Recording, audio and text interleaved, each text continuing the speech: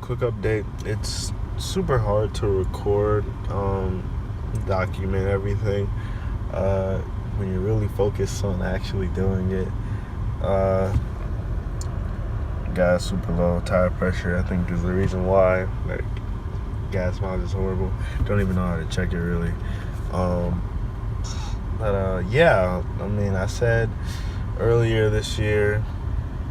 Let's see if I can turn. Can I turn it around? Thought you could. All right. I said earlier this year that I said like earlier, like as in like 2 months ago. uh, but I said that I wanted adversity. Like I said, I wanted to struggle. I guess I got what I asked for. Sorry, it's kind of hard to formulate my thoughts and like drive at the same time. But I guess I got what I asked for. Quick update. Bank account's like $4 in there right now. Subaru and I have a steady stream of income from like a regular job or something like that. I've had like tons of failure and couldn't get the Blazers. Couldn't get the Converses. Even got scammed out of $300 for the Converses. Just like slot issues. Someone tried to fraud me. Got that taken care of though, so that's a good thing. Got a new car and everything. I haven't produced $1 of income this month. However, I did get an item sold on Mercari, something I got for free off of Craigslist from the video where I was getting the clothes, cleaned up all of them clothes, and got one of them sold on Mercari. I only started selling on Mercari 2 days ago. It's way better than Letgo. I think I found a marketplace that actually works. I'm trying out eBay as well. It's not perfect, but we'll see where that goes from there. So this video might be a little long. Just trying to like vent and say like everything that I haven't really been like video documenting, so I can like look back on it in the future. It's one thing to say, yo, I love adversity, I want to feel adversity, when you don't fucking have adversity. Alright, and now that I do have adversity, I realized that when I said I really wanted adversity, I was not considering what adversity actually feels like. Like, so now feeling what it actually feels like to have a little bit of real adversity, not knowing if you'll be able to actually pay your rent, having your girlfriend face eviction. Literally today she's facing eviction. We have to figure out how to deal with that. Actually feeling the adversity, it doesn't fucking feel good. However, I don't think the point is for the adversity to feel good. So like, I guess it should go without explanation that the adversity is not supposed to feel good. So yeah, it definitely doesn't feel good. However, I think the value in it comes from how you combat that adversity, right? So if I, successfully, which I will obviously, if I successfully combat the adversity, what comes on the other side is what's of real value. So I think in that regard, in regards to adversity and like the feeling of fulfillment or like growth, growth happens inside of adversity, but you don't really experience the growth until you're finished with that specific adversity. It's like once I overcome this adversity, the growth I'm then experiencing. So creating the growth right now. So this is the part that you desire, for the reason that this is when the growth is created. However, you do need to get to the point where you past that specific and overcome that specific adversity to experience that specific growth. So with all that being said, I value this. I value this adversity. I value having $4, probably actually it's less than $4, I'm pretty sure, of bank account. And like, you know, struggling to be able to find my next meal. Because when I do get to that point, bro, when I do get to that point where I'm like able to find my next meal and I don't have to work for another nigga to do it, that experiencing that growth will be fucking ridiculous. And like, that's the biggest motivator. Like, that should just be fucking crazy. And I could talk about that like all day, but I know, like, for the sake of anyone who's going to watch this in the future, that it wouldn't do them much justice to talk about that all day, because, you know, the point of this is to document everything. Complete transparency, or as much as transparency that I can muster. I haven't posted anything that I've documented to like Instagram, YouTube, anything like that. I don't think it's like because someone's gonna call me ugly under there, because I like regularly show my face, you know, regularly do this. But I don't think it's because someone will call me ugly. I don't think I'm too worried about someone calling me ugly. As long as, you know, Jamie doesn't think I'm ugly, it doesn't really matter. I'm more concerned about the aesthetic appeal of my Instagram personally. So I was thinking, like, if I should create a new Instagram page or use the same Instagram page. I think I might use the same Instagram page. I just don't think putting this content is worth it when I'm trying to use that page to like resell shoes. Putting a 10 plus minute video of me fucking talking about being broke, like, I don't think that'll make my venture very marketable, if that makes sense. I don't think someone is, I totally want to buy his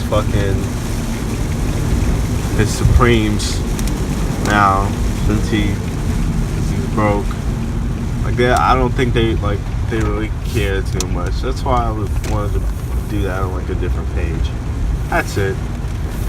So with that in mind, I think I might make a new page for that. But then the whole thing of going back and forth between pages, it arises. I wouldn't be able to post this shit on Instagram. Actually, now that I think about it, probably just post this shit to my YouTube. Honestly, probably just post it to my YouTube. Don't think my brother's in here, so it's tough. Yeah. I'm gonna post this to my YouTube. Yeah, so it's. I value this. I value the adversity. I'm definitely feeling the adversity. I'm feeling what the adversity feels like.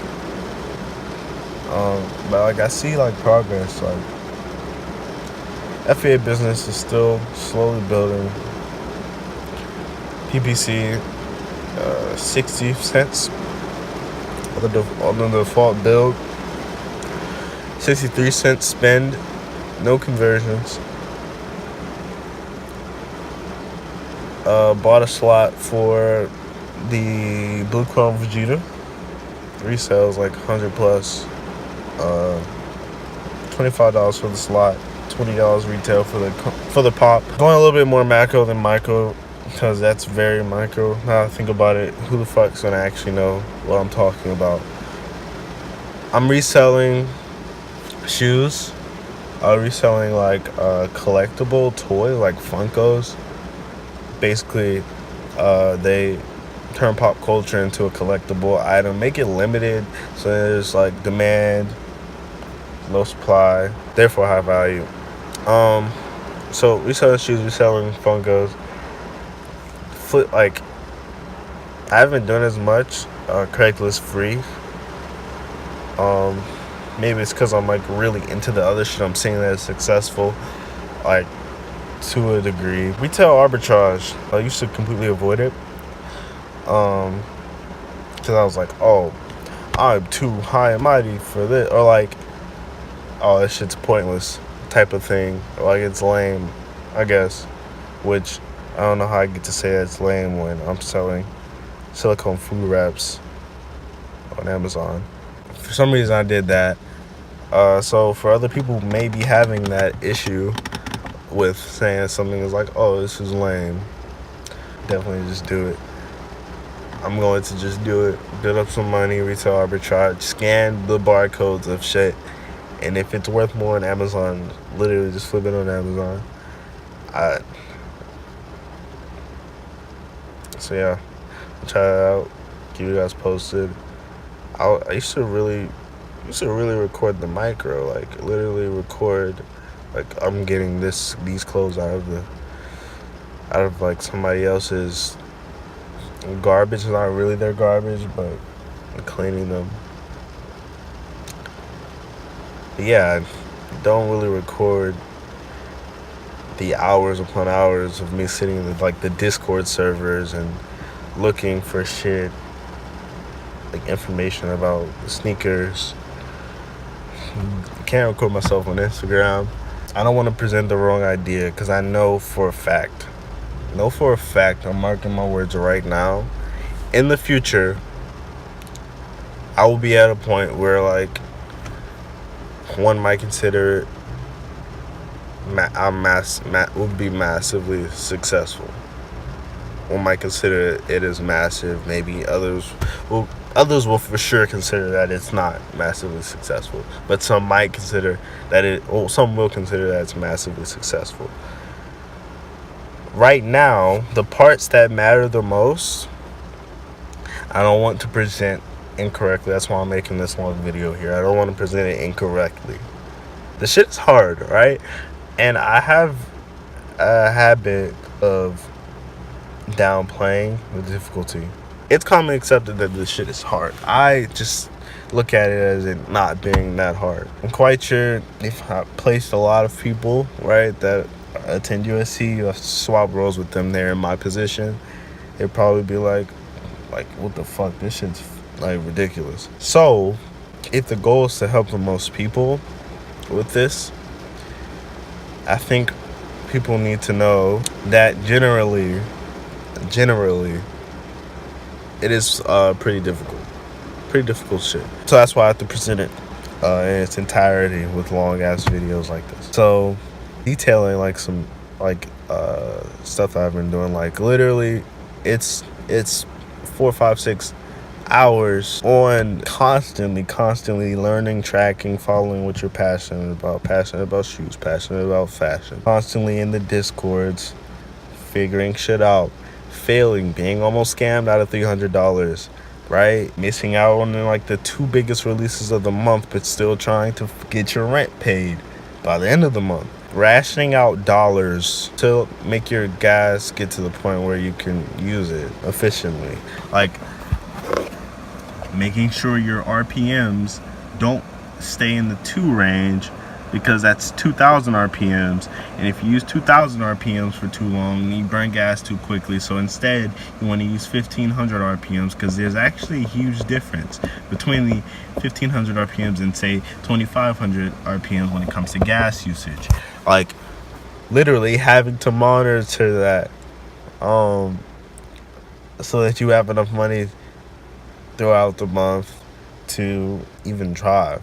So generally, like, it's not easy, but I just can't look at it. It's just too difficult for me to look at it and say for myself that this is difficult. I just feel like if it's possible, then it's possible. Like, that's it. Like, if it's possible, then it's possible. That means I can do it, which means I will do it. This is a long ass video. I just like really want to vent. I have a habit, I think, of like almost like imitating. Like At least this is from others' perspective, not mine, obviously. Um, Others would say that I have a habit of like making someone like a figure that I look up to and just blindly following them. But I would say like I don't agree. I would say that Gary Vee, for example, like I made a note that I'm gonna shake his hand now, and like if he's like not dead or without of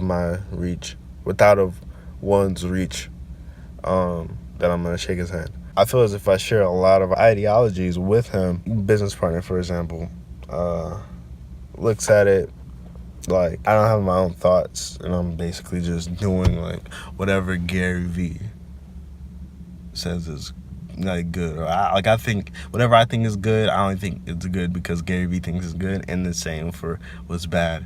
But I feel like I've always had like determination, you know, and that's from like others' accounts, not mine, like my own as well, right? But it's validated by others' accounts. So I think I will say that I probably do latch on to the commonalities, but I just don't think that I copy him or anyone really. If I look at an idea, I think the idea is good, then I do it. Yeah, so that's where we're at right now. I just don't think it's difficult. If it's possible, then it's possible. When you're trying to make it for yourself, and you're starting at a basis from yourself rather than like starting at a basis from like a job or something like that, expect a lot of failure. People on the YouTube pre-rolls don't tell you like that there's gonna be a lot of failure. I thought personally, like I didn't really think like I was gonna fail as much as I do or am, because like generally with school and stuff didn't really like fail. Basically, expect some failures. That's all. That's really the gist of it. The guys on YouTube pre-rolls wouldn't sell as much courses though if they said you're gonna fail, right? You're gonna fail, and then you're gonna keep failing until you're successful. If they said that, then it would make less money. So I'm saying that because my goal with this won't be to make money. My goal will be to help. So yeah, expect failures. Some context. I tried to run an e-commerce store, Shopify based. Put 500. Like this is like before I even came to college. Like, you know, I live in an apartment now in college. Before I came to college, I was in high school. $500 in Shopify failed. If I kept it going until now, it would have been successful. Failed though. I did not expect to fail. See, like it didn't make it harder for me because literally I can't breathe if I'm working for another person. I just can't. So failure or success, I would keep trying. For someone who can breathe working for someone else, they just rather wouldn't. You know? They can, but it'd be better not to, right? Those ones, when they see failure, they're like, well, fuck, I guess I just gotta go work for another person. I want to stop that. Those people who are like me in the sense that they might expect to not fail. When they failed, what the fuck is gonna be driving them to keep going, right? Right, like, so if they know beforehand, hey, like, I'll probably fail the first time, maybe the second time, maybe the third time. If they know that, then they'll be less likely to say, okay, fuck this shit, I gotta go back to the job. You know what? It wasn't that bad in the first place. So, yeah. That's the biggest thing right now. I expect to fail. But then once you don't fail, yeah, there's success. You'll fail again at something else. So you'll fail maybe on a larger scale, maybe a smaller scale. This person is probably looking at me like, what the fuck is he doing? But yeah, that's where we're at. I'll document more. Peace out. Quick update. The reason why someone would quit after failing if they don't really like it. There's no way someone would put 6 hours plus of work in every single day at something like McDonald's if at the end of 2 weeks they didn't get paid. Like, they would 100% not go into the next 2 weeks with the same enthusiasm, if at all. But if it's something that they love, they're doing because they love it. They'll deal with the failure because eventually there'll be success.